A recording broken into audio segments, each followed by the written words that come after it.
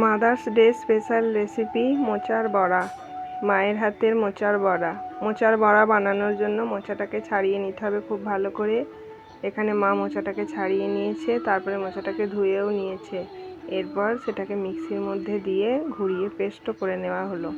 মোচাটাকে paste করে নেওয়ার পর তার মধ্যে নুন, কাঁচা লঙ্কা, পেঁয়াজ কুচি দিয়ে অনেকক্ষণ ধরে খুব ভালো করে মাখতে হবে।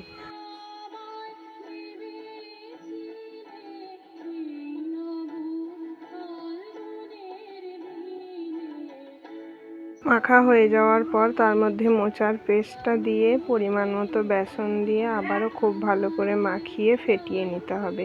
যত ভালোভাবে ফেটানো হবে বড়াটা তত ভালো খেতে হবে।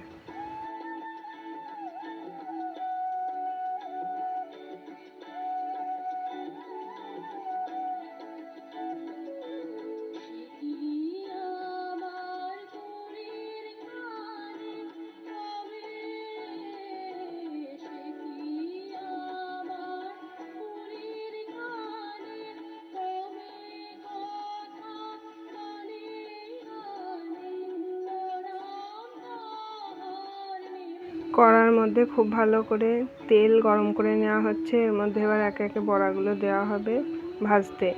বড়া দিয়ে ভালোভাবে একটা দিক হয়ে গেলে তারপরে আবার অন্য দিকটা উল্টে দু পিঠ ভালো করে ভেজে নিতে হবে। দু পিঠ ভালোভাবে লাল লাল করে ভাজা হয়ে গেলেই বড়া আমাদের খাওয়ার জন্য প্রস্তুত। বেশি ভাজার দরকার নেই, মোটামুটি ভাজলেই খেতে ভালো লাগবে। বেশি ভাজলে আবার কালো হয়ে গেলে তেতো হয়ে যাবে। বেশি ভাজার কোনো দরকার নেই।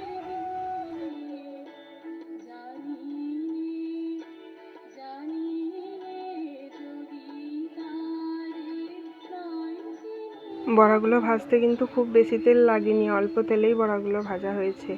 আর বড়া ভাজা হয়ে গেছে। এই বড়া আমরা মুড়ি দিয়েও খেতে পারি, আবার ভাত দিয়েও খেতে পারি।